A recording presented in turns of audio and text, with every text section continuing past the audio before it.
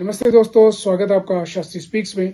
पिछली वीडियो में हमने देखा था कि प्लास्टिक की जरूरत क्यों पड़ी और इसका इन्वेंशन कैसे हुआ।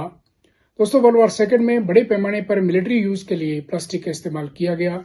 अमेरिका में प्लास्टिक की प्रोडक्शन 4 गुना बढ़ी और प्लास्टिक क्योंकि आसानी से टूटती नहीं, ब्रेक नहीं होती, लाइट वेट होती है और बड़ी आसानी से मोल्ड भी हो सकती है, इसीलिए मिलिट्री यूज के बड़े सामान इससे बनाए जाने लगे और पैराशूट के रस्सों तक में प्लास्टिक का इस्तेमाल हुआ। परंतु युद्ध के खत्म होने के बाद जो इंफ्रास्ट्रक्चर मिलिट्री सामान को पैदा करने के लिए बनाने के लिए पैदा किया गया था, उसका एक बहुत बड़ा हिस्सा कन्वर्ट करके उसको प्लास्टिक के बनाने के काम में लाया गया और इस तरह से प्लास्टिक हमारी जिंदगी का, रोजमर्रा की जिंदगी का हिस्सा बनने लगी। दोस्तों, 1950 की शुरुआती दशक से लेकर के अभी तक दुनिया भर में करीब 8.3 बिलियन टन प्लास्टिक का उत्पादन हो चुका है। साइंटिस्ट इसे geological indicator of Anthropocene era का नाम देते हैं। एंथ्रोपोसिन को जियोलॉजी की भाषा में एक ऐसे युग को कहा जाता है जब मानवीय एक्टिविटी के कारण हमारा वातावरण, पर्यावरण मुख्य रूप से प्रभावित होता हो। तो आज के कंटेक्स्ट में ये प्लास्टिक के लिए इस्तेमाल होता है। दोस्तों, 8.3 बिलियन टन प्लास्टिक में से 6.3 बिलियन टन प्लास्टिक आज ट्रैश बन चुकी है, यानी वो आज कचरा बन चुकी है। फिर दुनिया भर में हर मिनट 10 लाख पीने के पानी की बोतलें खरीदी जाती हैं और 5 ट्रिलियन प्लास्टिक बैग्स जो हैं वो हर साल बनाए जाते हैं, इस्तेमाल किए जाते हैं।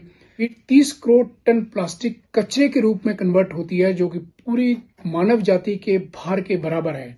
अगर सभी लोगों का भार तोला जाए तो जितना भार बनता है उतनी हर साल प्लास्टिक का वेस्ट निकलता है। अब हम आते हैं एक बहुत ही महत्वपूर्ण एस्पेक्ट की ओर, जो है डिस्पोजल। 40% प्लास्टिक पैकेजिंग के लिए इस्तेमाल होती है, जो सिंगल यूज की कैटेगरी में आती है। दोस्तों, सिंगल यूज प्लास्टिक का नाम सुनते ही हमारे दिमाग में जो चीजें घूमती हैं वो प्लास्टिक के लिफाफे, कप, प्लेट, स्ट्रॉ, छोटी छोटी चीजें। लेकिन इसकी लिस्ट बहुत लंबी है। वो है, अब देखिए कि हमारे दूध के पैकेट्स, बिस्किट्स के पैकेट्स, गिफ्ट के पैकेट्स, सभी तरह के पाउचेस, पानी की बोतलें, कॉफी के पाउचेस, सॉफ्ट ड्रिंक की बॉटल्स, जूसेस बैग्स, मेडिसिन की रैपिंग और हमारे शैम्पू हैं, कंडीशनर हैं, कार के पार्ट्स हैं, आईटी इक्विपमेंट्स हैं, ये सारे के सारे सिंगल यूज प्लास्टिक की कैटेगरी में आते हैं। और ये सारी पैकेजिंग की जो प्लास्टिक है, ये एक बार इस्तेमाल होने के बाद हम इसे फेंक देते हैं और फिर ये वही कचरे का हिस्सा बनती है। डिस्पोजल के तरीके में जो नंबर 1 पे साइंटिफिक तरीका है वो है रिसाइकलिंग। लेकिन अभी भी दुनिया भर में सिर्फ 9 से 14% तक ही प्लास्टिक रिसाइकल हो पाती है। ये ग्लोबल एवरेज रेट है, किसी एक देश का नहीं है। करीब 70% के आसपास की जो प्लास्टिक है वो हमारी लैंडफिल्स, डंपिंग साइट्स में चली जाती है, वातावरण में रहती है। और इस तरह से 12% प्लास्टिक इंसिनरेशन में जाती है, यानी भट्टियों के जरिए उसको गलाया जाता है। सच्चाई ये भी है कि रिसाइकलिंग का जो प्रोसेस है वो एंडलेस नहीं है। कोई भी चीज 8-9 बार ज्यादा से ज्यादा रिसाइकिल की जा सकती है, उसके बाद वो प्लास्टिक का कचरा ही बन जाती है।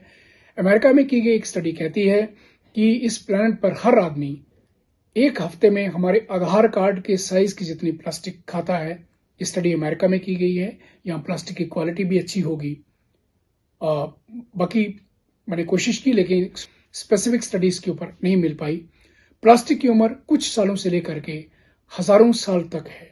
एक बोतल पानी की, इसको डिग्रेड होने में 500 साल से 1000 साल तक लगते हैं।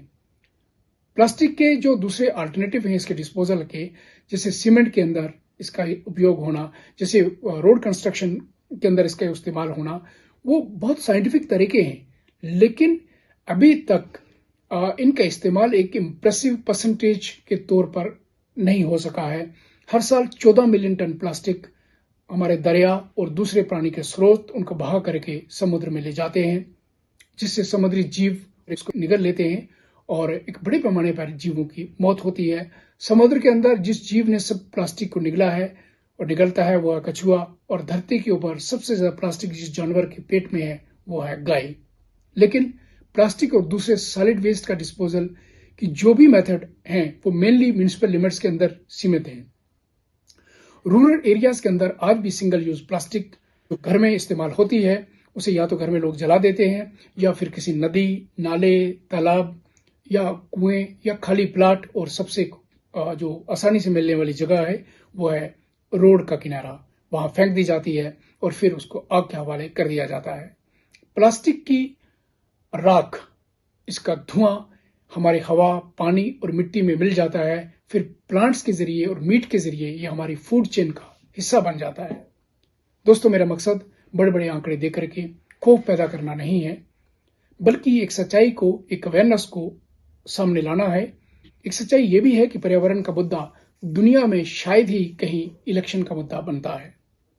छिटपुट इश्यूज को छोड़ करके ये मुद्दा नहीं बनता, और जब मुद्दा नहीं बनता तो ये एक मूवमेंट नहीं बनती, और जब आंदोलन नहीं बनता तो ये चलता रहता है, स्टेटस को बना रहता है। सारी गवर्नमेंट्स दुनिया भर की लॉबीज के आगे हेल्पलेस नजर आती हैं। ये मैं पूरी दुनिया के कंटेक्स्ट में कह रहा हूं। जब तक वोटर्स एनवायरनमेंट की बात करते, जब तक ये मुद्दा बनता, तो दोस्तों बहुत देर हो चुकी होगी, नुकसान इरिपेरेबल होगा। हमें सोचना होगा और सवाल उठाने होंगे प्लास्टिक डिस्पोजल के और प्लास्टिक के उत्पादन के आज की तारीखों पर। क्या ये प्लास्टिक रिसाइकल नहीं हो सकती? क्या उसका उत्पादन होना चाहिए या नहीं? पर कुछ तो शुरुआत अपने घर से कर ही सकते हैं। आए सोचें हमारे इनोवेटिव अल्टरनेटिव, और कमेंट करें और शेयर करें। प्लास्टिक ने जिन बर्तनों को हमारी रसोई से बाहर का रास्ता दिखाया, वो है मिट्टी के बर्तन, स्टील और कांच के बर्तन। क्या हम मसाले, राशन, अचार, पानी, नमक, शक्कर सब डालने के लिए मिट्टी के कंटेनर्स की घर वापसी नहीं कर सकते? क्या हमारे कंधे पे कपड़े का थैला दोबारा लटक नहीं सकता? दोस्तों, प्लास्टिक ने ह्यूमन रिलेशंस को, मानवीय रिश्तों को बड़ी गहराई तक प्रभावित किया है। प्लास्टिक के साथ जिस डिस्पोजेबल कल्चर का आगाज हुआ, वो अब धीरे धीरे मानवीय रिश्तों में आ चुकी है, यानी यूज एंड थ्रो। आज हमारे रिश्ते उसी तरह के बन रहे हैं। फ्रैंकस्टीन्स मॉन्स्टर एक खूबसूरत फिक्शन है, जरूर पढ़िएगा। प्लास्टिक से हमारे रिश्तों का बेहतर समझ आएगी। दोस्तों, शेयर करें, सब्सक्राइब करें।